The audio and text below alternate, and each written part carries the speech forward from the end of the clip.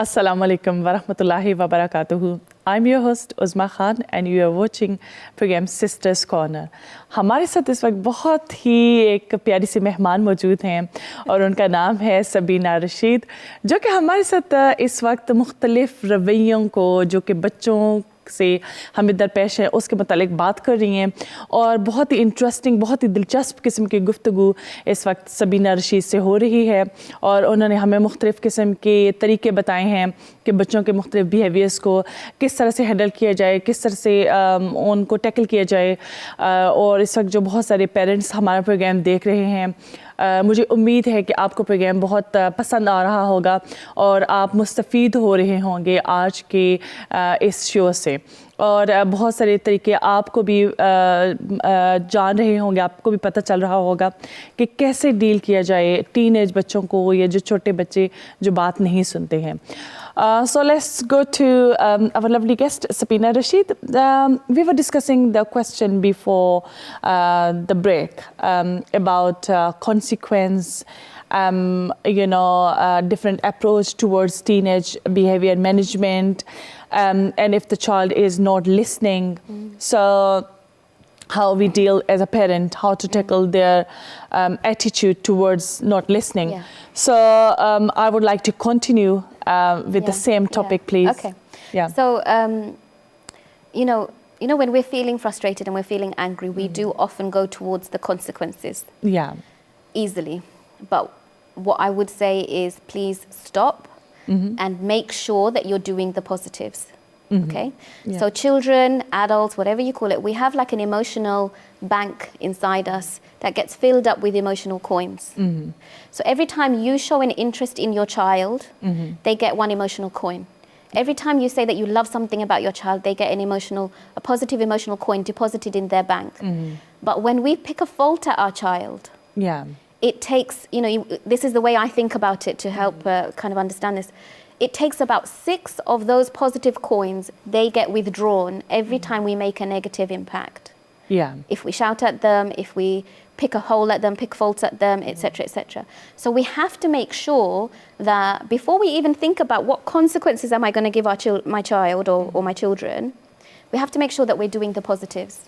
We're building a relationship, okay? Yeah. Because otherwise what can happen is that children just see you as being mean. Yeah. If we're not doing all the positives and yet we've got the boundaries in place and we've got the consequences in place and we've got the, the shouting, which shouldn't be there, but, it happens, then children they come out of themselves. They become, they become depressed, they become sad, they feel lost. Yeah.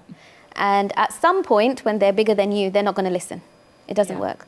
So if we have those two things, if we have the positives in place, so that they know that we love them and that we appreciate them and that we are validating who they are, okay?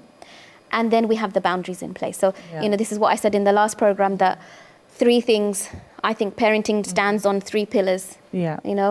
Love, which is validation and acceptance, guidance, and modeling that guidance ourselves, and boundaries. Yeah. So, I just wanted to put that in place. Very good, these all 3 points, to be honest. Very good information, I would say, and I am learning with these 3 steps as well. And I hope all the parents who are watching as well. So can we go a little bit in detail on each of these 3 things to adopt the right strategy to tackle the behavior? Okay. So, the example that I give is that if you went to a doctor with knee pain, would he say or she say straight away, let's cut your knee up?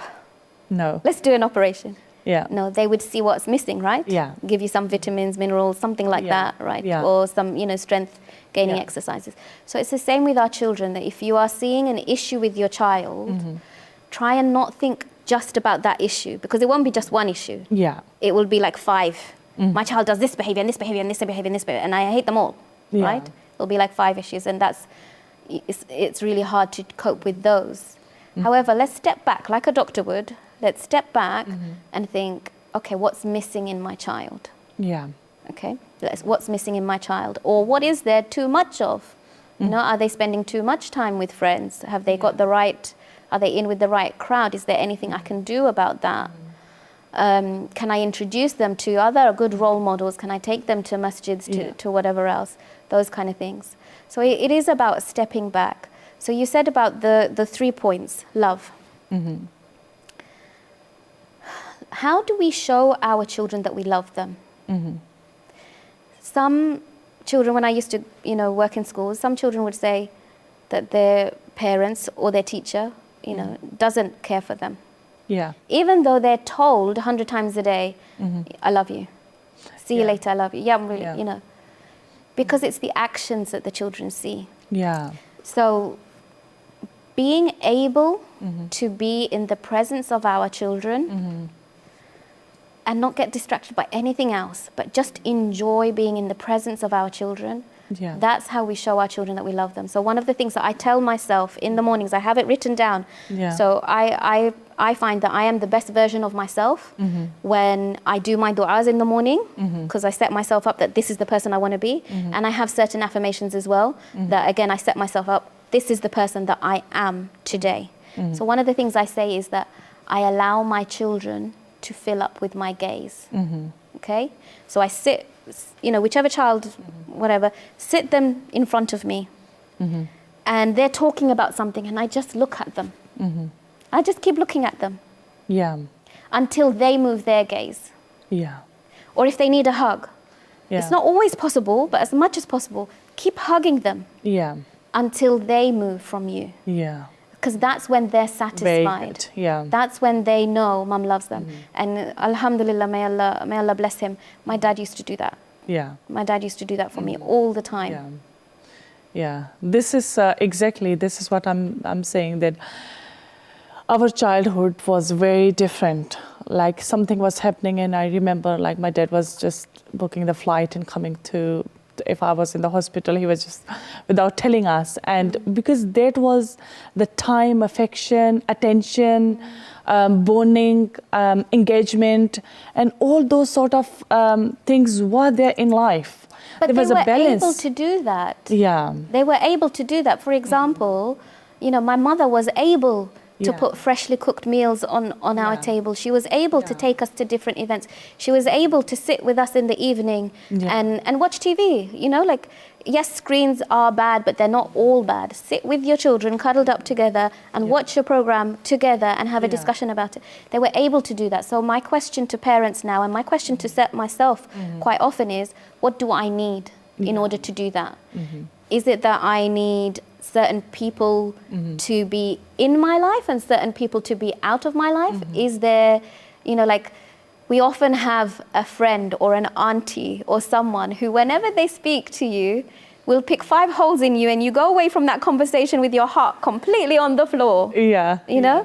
But you're not going to be the best version of yourself to your children if you have that conversation with that person very often. Yeah. So it may and it's very important for all the sisters, for us as well, to know ourselves.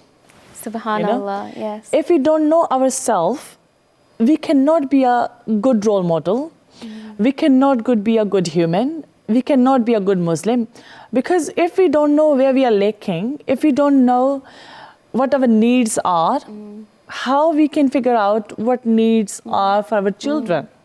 And that's why, alhamdulillah, we're so blessed that we're Muslim. Because we have those du'as, we have it in Muhammad sallallahu alaihi wasallam's, in his example. Yeah. But we have to believe, we have to wake up in the morning, every morning, and tell ourselves that Allah woke me up today. Alhamdulillah, ahyana ba'da ma amatana wa ilayhi nushur. Is that the one? Yeah. Alhamdulillah. Alhamdulillah alladhi ahyana ba'da. I can't remember fully now. But there's a dua, we wake up in the morning and we say, praise and thanks be to Allah who gave us life after having taken it away. Yeah. And to Him is our final return. Why did Allah give us life? Yeah. Because He's not finished with us. Yeah. Right? Yeah. The reason why he has some more set goals, our duties. Exactly. What we have to perform still. Exactly. And we are alive. Yeah. So we have to focus on those activities, those duties that Allah subhanahu wa ta'ala has put us into. It's more than that. Yeah. Just believing that Allah loves us Yeah. and Allah wants the best for us. then why don't we want the best for ourselves? Often we put ourselves, you might have I have this actually, so ladies who study with me for about, 12 weeks, they always say to me at the end of the 12 weeks that they're more careful with who they spend time talking to now. Because they want to know if it's somebody who builds their spirit up, then they're happy to talk to these people. But if it's someone who drains their energy, they actually are more careful about it. So, I don't know if you've had that experience. Yes, Sister Sabinah, you're very right. One thing was coming in my head, actually, while we were talking, a very important point, and I thought I should be telling you, I should be asking, and so all the sisters can get benefited as well. Sometimes in us, like as a parents, we are very quick in giving up. Oh, this child is not listening. I can't handle this. Let's go and watch telly. Let's give up. He's not listening. I'm going out. Or sitting alone because getting stressed. Getting disappointed with the behavior for small things. And obviously disappointment is kufr. So in that stage, obviously when we are talking about love, affection, and these kind of things. What do you think? What should be the reaction or how to deal that sort of situation? Okay. So, as Muslims, we have the best expectation from Allah, right? And Allah has the best expectation from us. Sometimes I have to remind myself to put that expectation in with the children. Whether you're a teacher, whether you're a parent, it doesn't matter. If you expect your child to be somewhere here, they will try and they might get there. But if you expect not much from your child, then they won't give you much. So that's why language is so important. So, like for example, a child that was called clumsy a lot, they grow into adults who are clumsy. A child who was called, selfish a lot, they grow into adults who are selfish. It's really important to see what are we saying to ourselves and what are we saying to our children. So, I'm not saying that I'm perfect at this. I have to remind myself all the time, but it's in that reminding that is the key. Because sometimes we get frustrated and we give up. It doesn't mean that our child doesn't listen to us all the time. No, that's ingratitude. We are being ungrateful. There are many times in the day where our children are listening to us, but we are focusing on that one time they don't. And we say, oh, you don't listen to us. If we keep saying you don't listen to us, you don't listen to us, you don't listen to us, our child will end up not listening more and more and more frequently because it's not worth their while listening. They only get your attention when they're not listening. That's a very good point. So our language, I think looking at our language is very important. What language are we using with our children? What language are we using with ourselves? Actually? Exactly. This is first, you have to be respectful to yourself, then respectful to your children. And if we are not respectful to ourselves, we cannot be respectful to anybody. And respect is at the end is give and take. So if you are giving respect to someone, you will get that respect back. The same way, if you're behaving, the child is behaving in a bad way, and obviously your approach counts towards his behavior. So if you want to be respected, so talk to the child in a respectful manners, respectful way. So he should know that I am getting respected, and then obviously. And the other thing is that we are human beings. We are going to make mistakes. But actually, in the process of when we actually say, you know what, I'm really sorry, I shouldn't have shouted at you. There were 100 ways that I could have said that kindly, and I didn't use kind language. So I apologize. You can give me a hug. That actually builds your relationship. So don't give up. Like if you say, oh my God, I've done everything badly, I've been shouting at my children and I may as well give up. No, don't give up. Because in rebuilding that relationship, a stronger bond actually comes. This is very good. Obviously, things can go wrong And obviously, as a human, we all are not perfect, you know. We all have like different sort of, we make mistakes, we go through like different things. It doesn't make us a bad human, yeah. But learning from our mistakes and trying to become a good human makes us a good human. Yeah, Definitely. And obviously, this is the same situation with the children as well. If you want them to make a good human, it's okay. Tell them to that making mistakes is okay. Yeah. If there's Yeah, a point. If there's a point like where the children are making mistakes, do not blame them all the time. It's okay if they've done something, they broke something, don't get cross. I would say, yeah, this is very... So one of the things, very main it's thing in our really culture. important. Yeah. But again, look at what you need to do that. Yeah. So this is the example I give. Every part of your life, if you put it in a block, you have one block and another block. Yeah. You have your work, you have your home, you have the children. All of these blocks pile up, but we have a threshold. Yeah. This is what I can cope with and still think. This is what I can cope with and still use my logical brain to react to situations in a methodical, logical, respectful way. Yeah. Okay? So when parents are, as you said, parents are shouting at their children or whatever, what has happened really is that those things have piled up to over here. Yeah. So all of the different things in their life, all of the pressures or the responsibilities in their life have piled up to above their threshold. And whenever we get to that stage, then, I love science, so, our parasympathetic nervous system switches off and our sympathetic nervous system switches on. Our brain, our logical thinking brain switches off. Yeah. And it's only the emotions. And it's, I can't deal with this anymore. Yeah. Even if it's like the child has just spilt some milk. Yeah. Oh! Yeah. Do you not see how much work I've got to do? Yeah. Now you spilled the milk, I've got more work to do. Yeah. We deal with it in that way. Yeah. But if we think about what do I need Yeah. in order to stay under my threshold so that I have space, like maybe all the things pile up to here and I have that much space to think logically and deal with whatever happens. Yeah. It might be that you just you write down, honestly, this is what I've done myself. Yeah. Write down all the different aspects in your life and think, how can I shrink that thing, that responsibility or that pressure? How can I shrink it just by 1 point? If you give them all points out of 10, just by 1 point, how can I lessen that pressure on me? Or do I really need to do this? Can I take some of these off my plate of responsibilities? Yeah. I used to volunteer a lot until I realized that all the volunteering was taking me away from my own children. And so I decided I'm only going to volunteer in this thing. Yeah.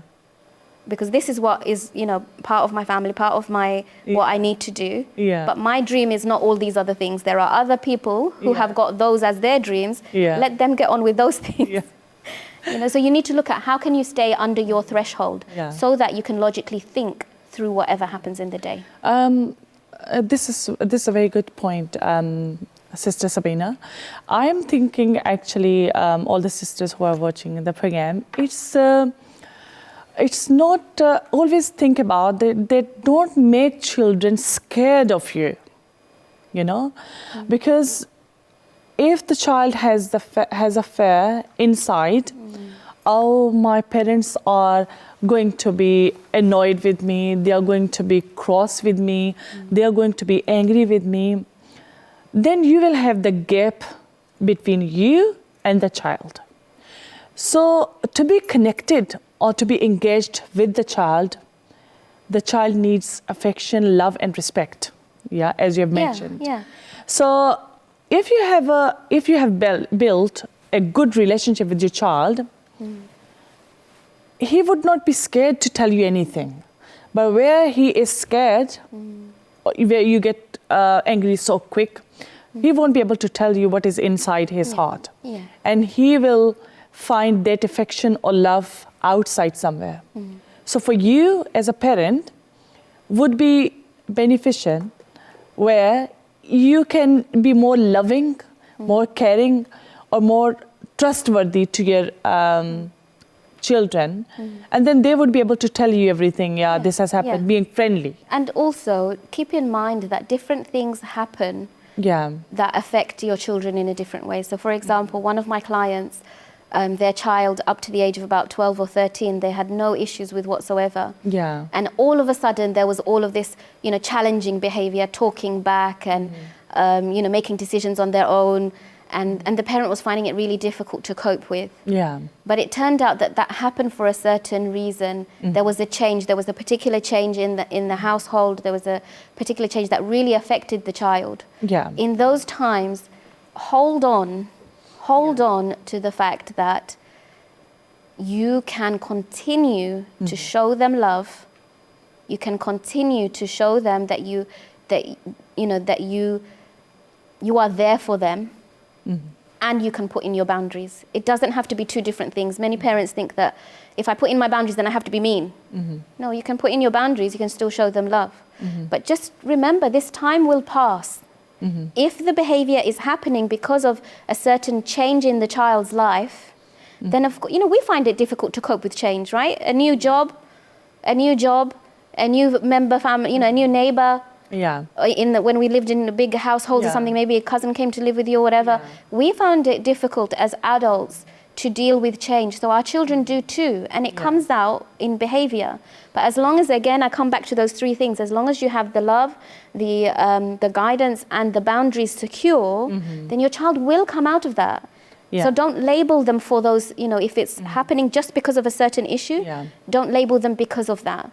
So I had an example where a child's parents actually were going through divorce, and the child, young teenager, was throwing things in the house. The behavior was so severe. Yeah. They were throwing things, wrecking things. They didn't want to go. They didn't want to go to their activities. They didn't want to do anything, and the mother was crying her eyes out. Yeah. And she used language like, "I love you. I love you. I will always love you. Yeah. But you made the mess, you will have to clear it up. Yeah. Or this won't happen or whatever else. I won't be doing this or whatever." Yeah? So the boundaries were there. Within 3 or 4 months of that child seeing that no matter how much he pushed his mother was still there. And the boundaries were still there. That child came back to his earlier behavior. Yeah, that's a very good point, Sister Sabinah, and I'm very, very happy to have you in my program again today. But unfortunately, obviously, there's an end for everything. Of course, now it's the end for the program. And I have only 1 minute to finish my show. So thank you so much for coming in today's program. Obviously, as a human, we have to set our boundaries as well. And with the children, we needed engagement, time, affection, and love. Love is not that all the time you say, "Oh, I love you, my child, I love you, my child," but you need to show it, and show in different ways. What you do, what time you are giving, are you sitting down with them, are you taking out with them? Money is nothing. All about is your time towards your children. So keep loving your children and your family. So thank you so much for watching the program today, and we'll see you next week with another episode. Till that, Allah Hafiz.